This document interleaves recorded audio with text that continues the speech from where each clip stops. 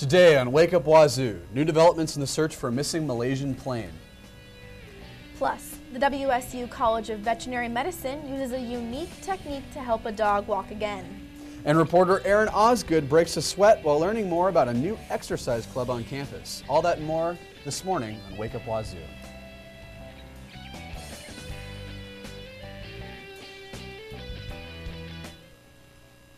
Good morning, Pullman. Welcome to Wake Up Wazzu. I'm Ben Weinman. And I'm Megan Abundis. Thank you for waking up with us. We begin today with details on a developing story. The search for the missing Malaysian airplane is still in full effect.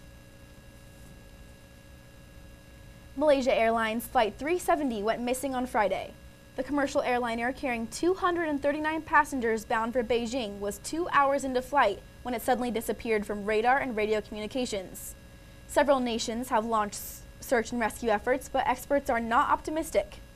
Several objects have been identified as possible debris from the plane, but it is still unclear whether or not they are related.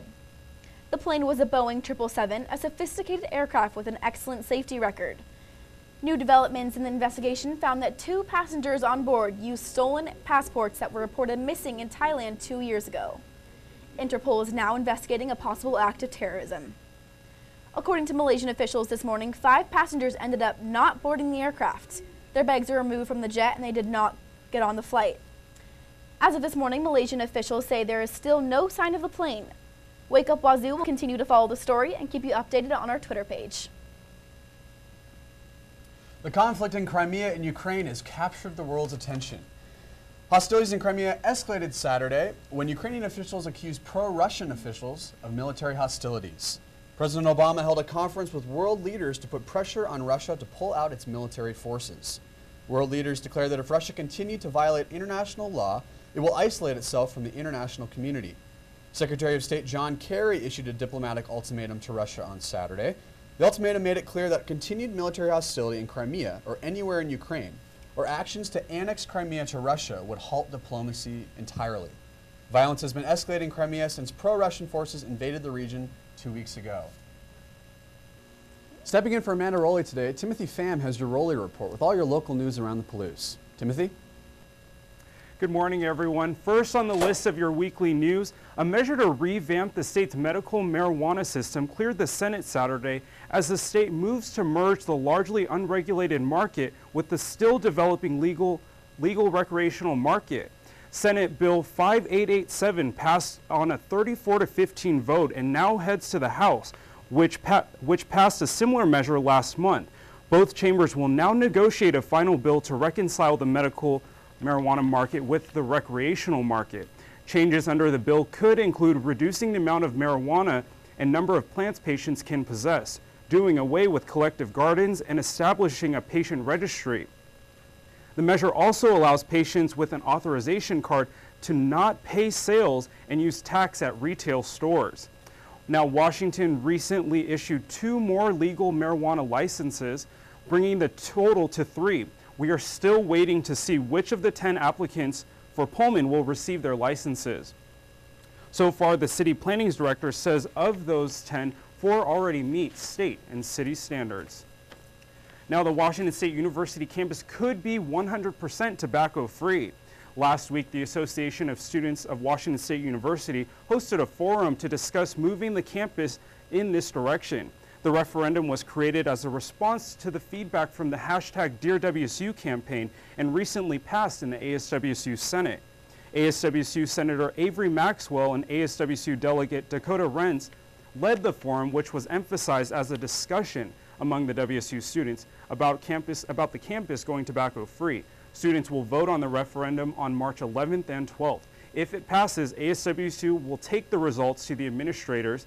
A task force will then decide whether to send it forward to become a WAC or a WSU policy, which does not require state approval. Already, Spokane and the Vancouver campuses are tobacco-free. And now the Idaho House recently passed a bill allowing students and visitors to carry guns on college campuses. The bill passed with a 50-19 vote and the previously passed in the Senate last month. The bill now heads to the Governor C.L. Butch Otter's desk. Wake Up Wazzu will keep you updated on the bill and when we expect to see it implemented. Until then, join in on the conversation on our Facebook and Twitter accounts. That's all for the Rowley Report. Filling in, I'm Timothy Pham. Thank you, Timothy. One basset hound is benefiting from the WSU Veterinary College of Medicine's unique physical therapy program. Brittany Cardoza has more on the story. Brittany? Copper is a happy hound. Though it may be hard to believe, this 4-year-old basset hound was abandoned by his previous owners, which led to the paralyzation of his hind legs. A Tri-Cities Animal Rescue Agency took him in, and Copper was soon transferred to Washington State University's College of Veterinary Medicine for treatment in mid-February. Dr. Stephanie Tomovsky and her team began efforts to save his life and get him walking again. Copper underwent surgery for a herniated disc on February 11th. The surgery appeared to be a success until the following day when doctors discovered a hemorrhage. Lucky for Copper, the second surgery just 2 days later fixed the problem and gave doctors hope that he would walk. But he's doing well, otherwise spirits have always been good, eating like a champ, drinking well. He's not a big drinker, but drinks pretty well. But he eats like a beast, so that's good. And he's super jolly. He's very loving. He likes to kind of cuddle with you and things like that. But he's a typical basset hound, wants to sniff everything in the world, wants to get him out of the kennel and that kind of thing. Thanks to rehabilitation techniques, Copper is beginning to walk and move again.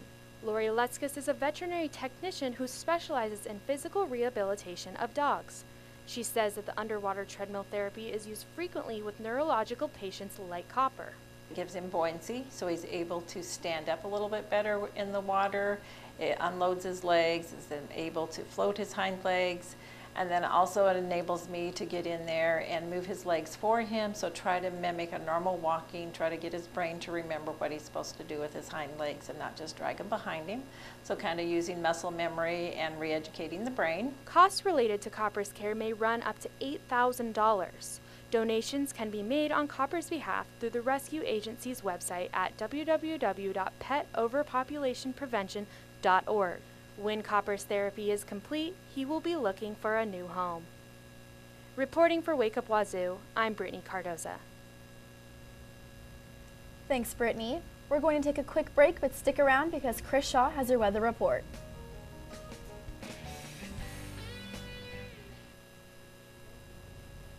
Good morning, I'm Chris Shaw with your weather report. This smile is brought to you by the sunshine that is in the horizon for Pullman today.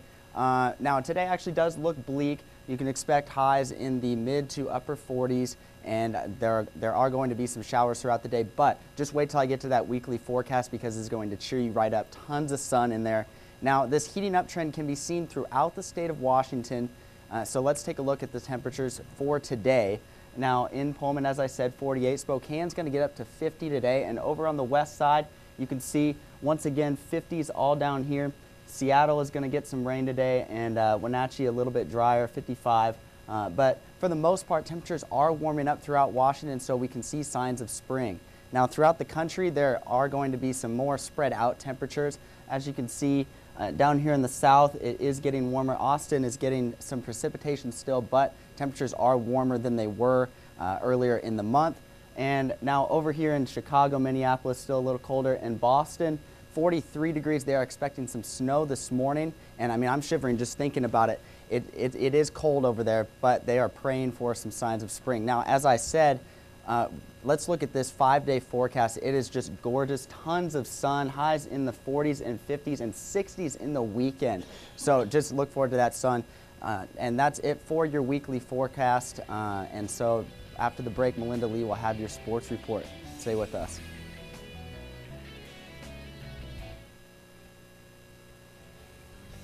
Hey Coug fans, Melinda Lee here. I might be tall, but I keep your sports short with your latest look at what's been happening in Cougar athletics. Well, your latest sports weekend kick-started with a Crimson Friday that was worth celebrating, not just because the Cub elevator finally got fixed so I wasn't huffing and puffing on my way to class, but because every sports team, Cougar team that played on Friday pulled out a win. Starting with Cougar women's tennis, these ladies had a 4-2 victory over Colorado and now improved to 13-2 overall this season. Nice job, ladies. Also swinging into victory this week, Cougar baseball. These guys opened up a 3-game non-conference series against Texas State by beating the Bobcats 8-6 on Friday. And last but certainly not least for Friday's victories, Cougar women's basketball with their mighty win over Cal. Leah Galdera added a game-high 28 points and 7 rebounds to lead the ladies to a 91-83 win over California. And with these wins, after sending the Bears into hibernation, the ladies were all set to enter the Pac-12 semifinals over in Seattle's Key Arena. The ladies played Oregon State on Saturday, and even though their Pac-12 play ended that day with a 70-60 loss to the Beavers, June's team still pulled out the most wins this season that the team has seen since 1995. Now, I don't know about you guys, but I'm looking forward to a lot of these ladies returning next season back in action, as long with some new additions to the team, including 6'3" Nike McClure. And P.S., this girl can dunk. Wrapping up our season in sports here was the Cougar men's hoops team. Now, the Cougar men's hoops defeated UCLA 73-55 last night. This was the last regular season game for the team here in Pullman, and also the last game in Beasley for seniors DJ Shelton and Will DiOrio. Now, with this win, and a great note for those seniors to end on, the Cougs moved to the number 11th seed going into the Pac-12 tournament in Vegas this week. You can catch the team back in action this Wednesday against the number 6 seed Stanford at the MGM Grand Arena. Well, while some Cougar athletes are preparing their bodies for upcoming games, Cougar students are preparing their bodies for spring break. Reporter ERIN Andrews has more on one way to tone that bikini bod. What are you doing at 6 in the morning?